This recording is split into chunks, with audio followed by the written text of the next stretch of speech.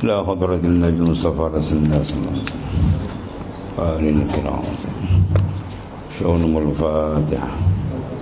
أعوذ بالله من الشيطان الرجيم بسم الله الرحمن الرحيم صراط الذين أنعمت عليهم. Surat 35.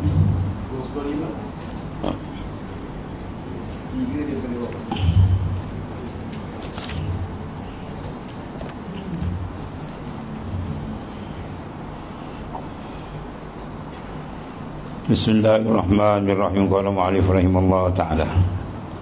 Artinya situ, dalil atau wajib amanah bagi segala rasul itu bahawasanya mereka itu dikalau khianat mereka dengan mengerjakan yang haram atau yang makruh. Nasihat adalah kita disuruh dengan mengikut mereka itu pada yang haram, sebab kita disuruh mengikut akan Nabi sallallahu alaihi wasallam. Mandat secara besar diberikan oleh Allah Subhanahu wa taala kepada baginda sallallahu alaihi wasallam. Wa ma atakumur rasul fakhuzuh wa ma nahakum anhu fantahu. Apa saja yang dibawa datang oleh Rasul naklah kamu terima pakai, dan apa yang dilarang naklah kamu tinggal. Bermakna kalau Rasul buat benda haram, bermakna kita kena buat benda haram. Bagi kita disuruh mengikut. Jadi itu maknanya kalau kita jadi rosak, jadi tak menasabah itu. Jadi Rasul dipelihara rapi oleh Allah Subhanahu wa taala, mendapat ismah, iaitu pemeliharaan, maka dia dinamakan maksum.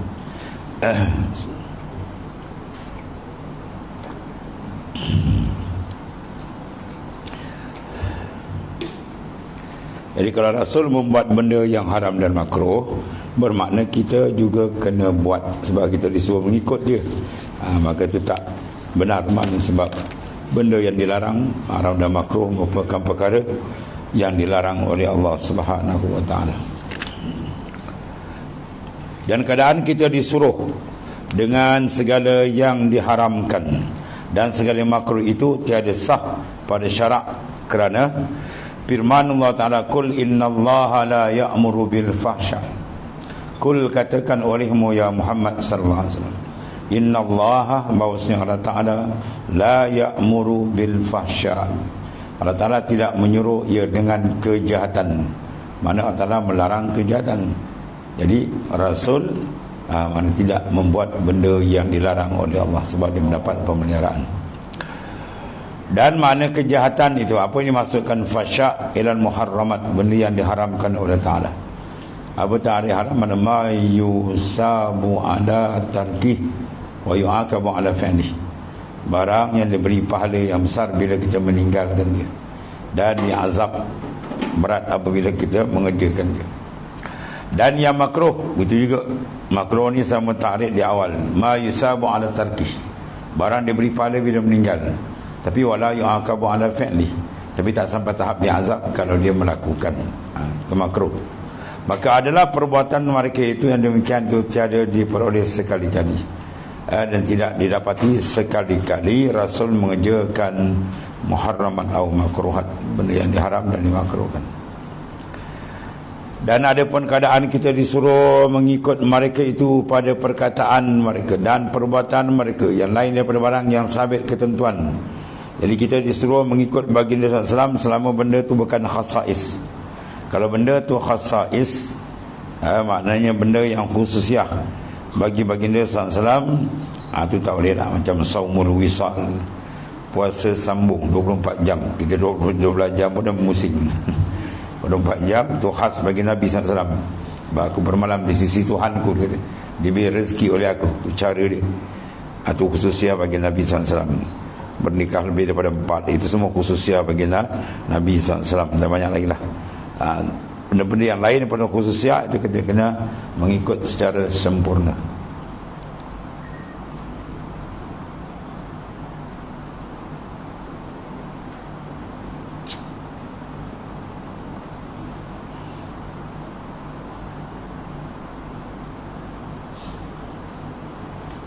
Maka dalilnya ialah kitabullah Al-Quranul Karim, pada hak penghulu kita Nabi besar kita Muhammad SAW. Itu firman Allah Ta'ala, "Qul in kuntum tuhibbunallah fattabi'uni yuhibbukumullah." Arti katakan olehmu ya Muhammad sallallahu alaihi wasallam kepada manusia ni, jika adalah kamu kasih akan Allah, ya, maka ikut oleh kamu akan daku. Ini akan Nabi sallallahu alaihi wasallam. Jawab dia, mengasihi Allah Ta'ala akan kamu. Jadi untuk mendapat kasih sayang Tuhan ialah ditambatkan oleh Allah sendiri dengan mengikut mutaba'atul Rasul, mengikut akan Rasul sallallahu alaihi wasallam. Jika ada kamu kasih akan Allah Ta'ala, maka ikut oleh kamu akan daku, yakni akan Nabi sallallahu alaihi wasallam. Jawab dia, mengasihi Allah Ta'ala akan kamu. Dan lagi firman Allah Ta'ala, wattabi'u la'allakum tahtadun. Wattabi'uhu, dan ikut oleh kamu akan dia, akan Nabi SAW, la'allakum tahtadun, sebenarnya kamu akan mendapat petunjuk. La'alla dalam Al-Quran di mana ditahqiq, ya, mudah-mudahan itu maknanya, maksud dia tahqiq confirm. Kalau la'alla lain daripada Quran dan hadis dipakai makna harap-harap, mudah-mudahan, agar dan sebagainya. Tapi kalau datang daripada Quran dan hadis, la'alla di mana ditahqiq, bukan ditarjih. Itu ulama dibahas. Dan sesungguhnya diketahui daripada jalan sahabat radhiyallahu anhum dengan mengikut mereka akan Nabi kita Muhammad SAW dengan tiada syak, ia terhenti pada demikian itu, ia telah dalil, ia putus dengan ijma' sekalian ulama yang mujtahidin, ulama yang sampai peringkat ahli ijtihad, ya. Mujtahidin mana orang sampai peringkat ahli ijtihad, macam imam kita Asy-Syafi'i radhiyallahu anhu, ya, tu. Dan imam-imam mazhab yang lain yang sampai peringkat mujtahid, atas yang terpelihara penghulu kita SAW. Mana tadi?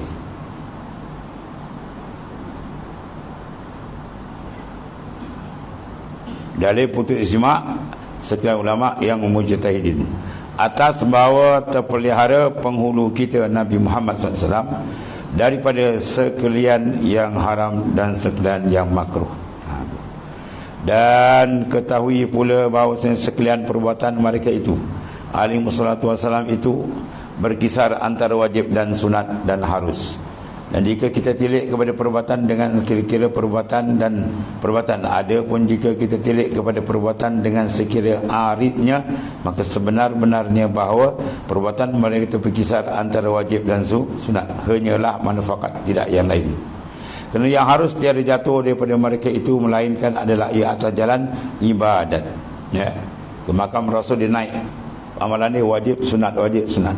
Kalau yang harus pun dia jatuh pada ibadat. Dan sekurang-kurang demikian tu bahawa mengqasad mereka itu akan mengajar bagi orang. Kalau tidak pun dibuat benda harus untuk mengajar, dipanggil dibayani jawaz, pun jadi ibadat. Dan demikian itu ada kalanya wajib atau sunat. Itu maknanya makam Nabi dia naik, dia tak ada turun. Dan syahadan masuk pada perbuatan mereka itu alaihi wassalatu wassalam, menetap ia akan suatu yang kita kerjakan pada hadapan mereka itu, atau dengan mengetahui mereka akan dia. Ini dipanggil sebagai takrir. Nabi tak ucapkan, Nabi tidak buat, tetapi Nabi diam. As-sukut alamatur ridha, ya. Macam makan apa yang masyhur, daging apa binatang, tak, Nabi tak makan benda tu. Tapi sahabat makan. Bila sahabat makan, Nabi diam. Maknanya itu dia panggil ikrar atau takrir. Pada Nabi mensabitkan bahawa benda itu boleh. As-sukut alamatul ridha, diam itu tanda Nabi setuju. Kalau benda itu haram, Nabi larang. Di hadis itu ada hadis qauli, ada hadis fi'li, ada hadis tikrari. Hadis qauli itu ucapan-ucapan Rasulullah SAW. Fi'li adalah perbuatan Rasulullah SAW. Tikrar, benda yang Nabi ikrarkan saja. Soal, jika ditanya orang akan kita, adalah yang empunya karangan berkat. Kerana bahasa Allah Ta'ala menyuruh akal kita yang mengikut mereka itu pada perbuatan mereka itu dan perkataan mereka itu. Maka betapa kita ikut pada yang lain daripada syariat penghulu kita Nabi Muhammad SAW. Kita ikut syariat lain, boleh atau tidak? Jawab, bahwasanya murad dikendaki dengan mengikut perbuatan mereka itu dan perkataan mereka itu, iaitulah tiap-tiap umat itu mengikut ia akan syariat nabinya. Itu maksudnya. Beriman dengan seluruh rasul itu adalah wajib. Mengikut itu ikut zaman masing-masing. Nabi Musa zaman dia syariat dia, Nabi Isa zaman dia, dan akhir sekali penyudah syariat yang paling sempurna ialah syariat Islam yang dibawa oleh baginda sallallahu alaihi wasallam. Ya, itu.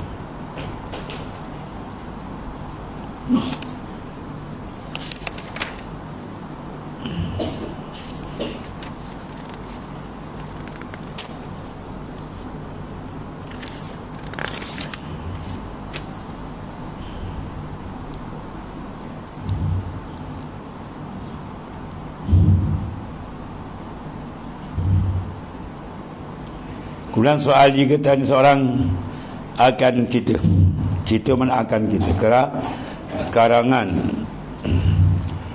berkata ia kerana bahawa telah menyuruh kita mengikut mereka itu pada perbuatan dan perkataan mereka itu, maka betapa kita ikut pada yang lain syariat pengurus kita. Itu jawab tadi lah. Jadi murad di sini apa? Syariat bagi Nabi pada zaman masing-masing. Dan berkata yang mempunyai karangan dan dengan dalil ini, dalil wajib yang kita ketiga, maka kendaknya itu ialah dalil tabligh. Bermula kenyataan yang demikian itu kerana bahawasanya mereka itu jikalau tiada menyampaikan mereka bagi makhluk, nasihat adalah mereka itu menyembunyikan. Ya, Nabi menyampaikan haram bagi dia menyembunyi, dan Nabi tak menyembunyikan hukum. Kalau sebenarnya satu orang pun tak tahu hukum, ya. Dan dikalau menyembunyi mereka, nasihat adalah kita disuruh dengan mengikut. Sebab kita disuruh ikut Rasulullah SAW. Kalau Rasulullah sembunyi, kita bukan sembunyi. Tapi kalau Rasulullah sembunyi, kita pun tak tahu maknanya. Jadi itu adalah benda yang mustahil. Tetapi menyembunyikan sesuatu itu pekerjaan yang haram dan yang makruh, itu dilaknat dan mengerjakan dia. Ya, mana jangan dia sembunyi benda-benda yang dia suruh sampaikan. Al-jamahullahu bil jaminan nar. Siapa yang menyembunyikan kebenaran, Tuhan akan kekang lidah dia dengan kekang api neraka di akhirat.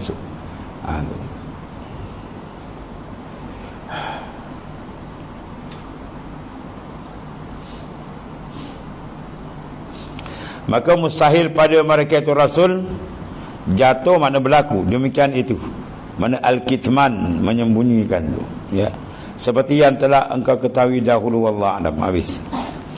Kemudian wa ammad dalilu jawazul a'radul basyariyah alaihi wassalatu wassalam fa musyahadati wuqu'iha imma lita'zimi ujurihim aw litashri'in aw litasalla 'anid dunya aw ditambih, ya, ditambih li hasanatin li hasani qadriha innallaha ta'ala wa adamu riba biha darul jaza li awliya'i bi'tibari alawaihim fiha alaihi wassalatu wassalam. Dan ada pun dalil harus a'rad basyariyah, mana harus akal kita tidak menolak bahawa Rasul bersifat dengan sedemikian, iaitu segala a'rad basyariyah, sifat-sifat kemanusiaan biasa, makan, minum, berkahwin, bekerja dan sebagainya, berniaga, itu bagi sifat basyariyah yang tidak mencacatkan kerasulan. Jadi berlaku atas mereka itu alaihi wassalatu wassalam, maka dilihat jatuhnya mana berlaku dengan mereka itu ada kalanya kerana membesarkan pahala. Apa anak basyariah sakit, Nabi punya sakit berganda daripada insan biasa, ya. Jadi pahala besar diberikan kerana mengajar antara dia, atau kerana sabar pada dunia. Itu semua tu ada contoh pada Nabi SAW. Kerana mengingatkan bagi kekejian kadar dunia pada sisi Allah Ta'ala. Lau kanatid dunya tazinu indallahi janah ba'udah ma sakal kafiran jur'atan ma'in. Kalau adalah harga dunia ni daripada zaman Nabi Adam sampai kiamat, kalau ada harga dia, sebesar sayap nyamuk, ya kan? Setimbang seberat sayap nyamuk. Jawab dia, masakal kafir jur'ata ma'in, nasai Allah Ta'ala takkan beri orang kafir itu seteguk air pun. Jadi hari ini kita tengok seteguk habis di mulut kan. Itu menandakan anna dunya la qimatan laha, bahawa dunia tidak ada harga langsung di sisi Allah Ta'ala, ya, kecuali kalau dunia itu digunakan untuk jalan akhirat, baru diberikan nilai oleh. Kalau tidak, sama je macam dapat oleh orang tak beriman. Jadi oleh kerana itu, sebab itu Allah tak berikan kepada kekasih, walaupun afdalul makhlukat, makhluk yang paling afdal wa Rasulullah sallallahu alaihi wasallam. Kalau tuan nak beri lebih daripada Bukit Uhud pernah menawarkan kepada baginda untuk bertukar menjadi emas, Nabi tolak benda tu. Kalau kena kita tahu betul-betul, wah seronok kan. Boleh digunakan untuk kerja-kerja Islam kan. Dah dapat habis tenggelam. Dah dapat habis hanyut banyak temberang banyak kan. Jadi maknanya Rasulullah tolak, ya, aku bukan diutus untuk itu.